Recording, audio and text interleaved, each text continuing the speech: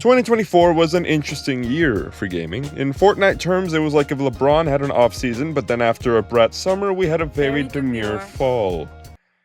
Yeah, I didn't like that either. For the normal people though, the first half of 2024 felt a little slow. Now in hindsight, things picked up after the summer, but compared to the packed year that was 2023, the Game of the Year ballot this year included a DLC, an indie game, a sequel to a remake, a 30-year PlayStation anniversary title, and the lowest rated nominee ever according to Metacritic. But hey, these are all still great games, and we've talked about that to death. Most games this year had their moment, but none really stuck around in the cultural conversation for long. And honestly, I didn't play most of the releases this year, and I'm guessing you didn't either. Or did you? Let me know what games you started with and ended the year with in the comments. It doesn't even have to be a 2024 release because personally, I spent this year working through my backlog, and I played over 30 games this year. I'm not going to go over all of them, but I want to tell you about my 10 favorites while we're here. Without further ado, let's get to the list. Starting with Still Wakes the Deep. Quick confession, I don't love horror games, okay? I'm just a chill guy, alright? I'm just a little baby guy. I really liked Still Wakes the Deep. Here's a bit of criticism that I'm stealing from my girlfriend. Too many villains in media are just some dude. Sometimes it's an ugly dude, and sometimes he's purple. I've had this complaint about horror games too. Many monsters are either insane murderers or thick vampire goth mom. Okay, I'm not mad about that one. But I wanted a proper monster horror game. Still Wakes the Deep gave me exactly that. It's set on an oil rig in the North Sea where things go terribly wrong for reasons no one fully understands. Enter the reason.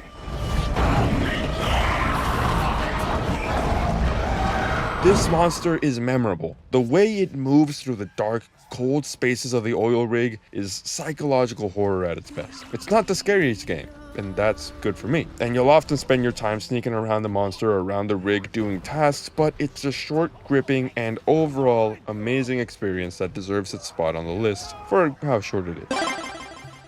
Number 9 is Warhammer 40k Space Marine 2. I'll be honest, the only reason this isn't higher is because I'm not a super knowledgeable Warhammer fan. But that doesn't mean I didn't enjoy it. I did. It's on the list. But this game is made mostly for fans of the Warhammer universe and the original game. So as a newbie, I didn't catch all the finer details, Easter eggs, or cameos, but even then, this game is just gorgeous. It's breathtaking, especially in 4K. And it's fun. It's got a great 8-hour-long co-op or single-player campaign with enough variety of enemies that it never really felt stale. It's really got that old-school, like Xbox 360 vibe, like a modern Gears of War with a bit more character action thrown in there, and, you know, Doom-style executions for fun. Real talk, The Witness is hard to describe. At first glance, it's a puzzle game where you draw lines, but it is so much more than that.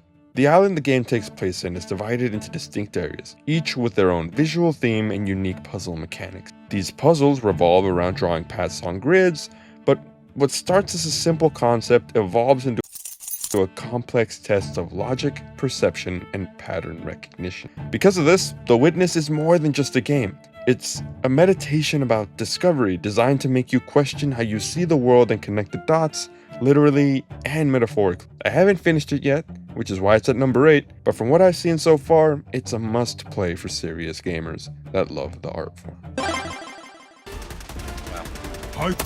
Helldivers 2 was special to me, and it still kind of is. While there are tons of people still playing this game, I think the hype has definitely died down. And with a variety of balancing issues and Sony politics, some players have definitely been driven away since launch. That being said, I loved my time with Helldivers 2, even though I never played the first one.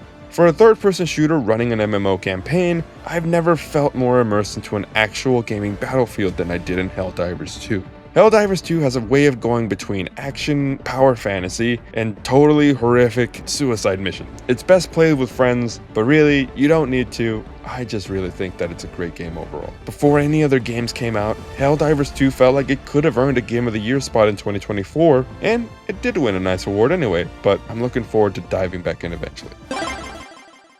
So remember that intro with the LeBron and the brat? And anyways, if you didn't get that, Chants of Sennaar is exactly like that. It's like falling into a coma and trying to decipher what new language these Gen Alpha kids are inventing. This game shouldn't have worked for me, but it totally did. You wake up in a world where you don't quite speak the language, but you have to piece things together with context clues. The game has you learn one language, and then it evolves into a sort of Tower of Babel with different civilizations, each with their own cultures, symbols, and sentence structures that completely change how you interact with the world. It gave me hope that I could maybe learn a new language someday, and this is a great game that will run you about 8 hours and maybe a little more if you're not the best at puzzle games, but it's still number 6 because I enjoyed it quite a bit.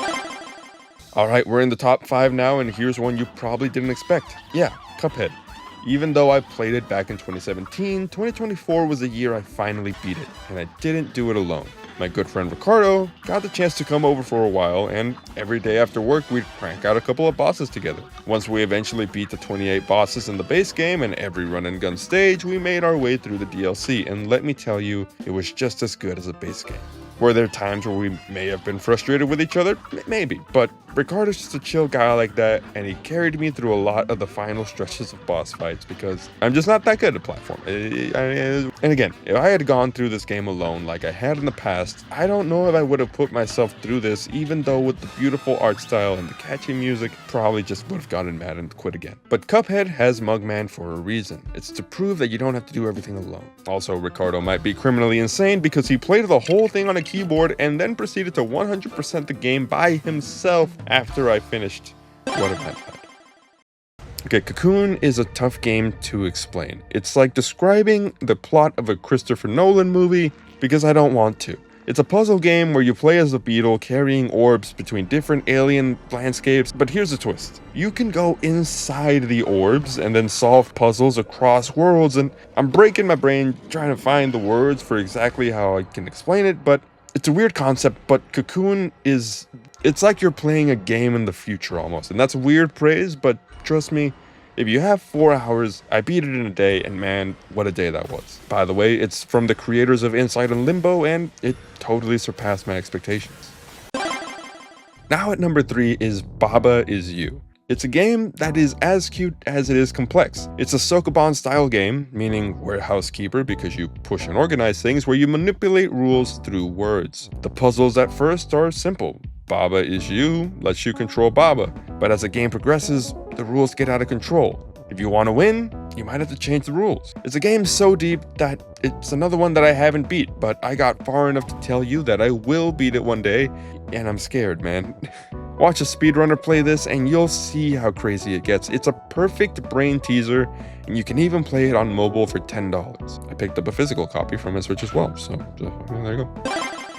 That's right, it's Sifu, this kung fu action beat 'em up that had me absolutely fixated on for weeks. For those unaware, Sifu is a revenge story where you hunt down the 5 gang bosses that killed your Sifu and father, nearly killing you as well. You were saved by this magical pendant that allows you to come back to life each time you die, but only until all the charms on it have broken off. Each time you die, you age 1 year, and it stacks every subsequent death until you break the streak or die entirely. Game over. As you get older, you get decreased health but an increase in damage, turning you into a glass cannon of kung fu experience. And man, can this game be tough.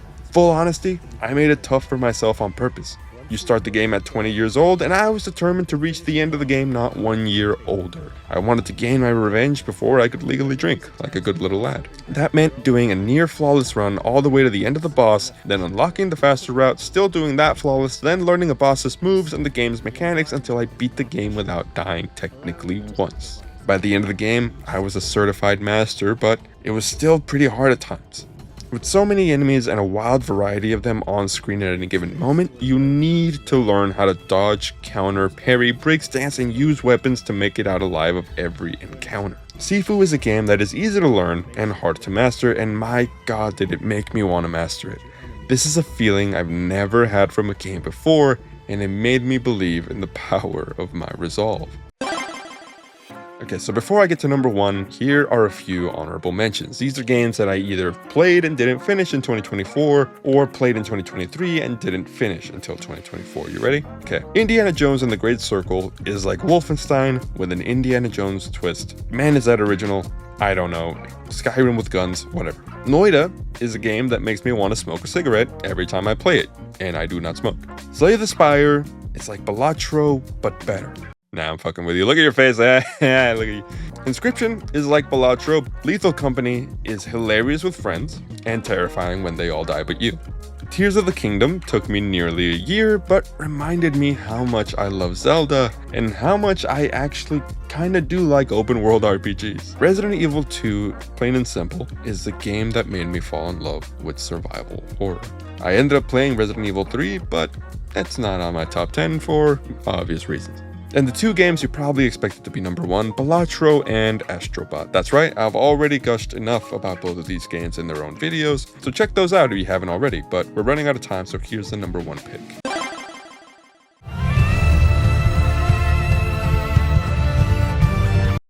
Nope.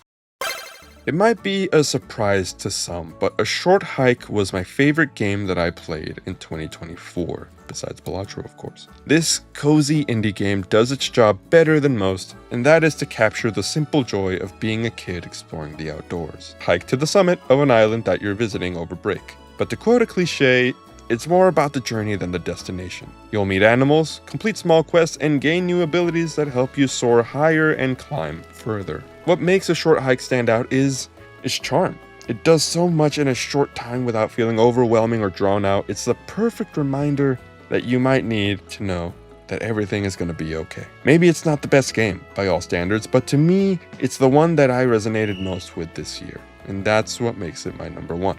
It's a great game that I think everyone should play at least once in their life. I can't convince you on talking points alone, but it's only an hour long and it's only like $8, so I don't know what else you need other than that. To me, the whole package of A Short Hike is worth more than a really good combat loop or even breathtaking graphics. Okay, so that was my list of games that I played in 2024. I played a lot more, but these were the hits.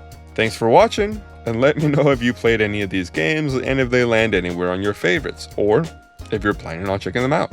If not, then let me know what your favorite games you played this year are. I'm excited to hear from you, and I want to know what everyone's been playing before we get into 2025. And if you're new here, then subscribe if you like what we got going on, and especially if you want to hear about fun new games, old nostalgic ones, or just whatever I want to rant about that day. Till then, see you next year, and thanks for a fun, chill year. Oh, and also thanks for 2,000 subscribers. That's pretty cool.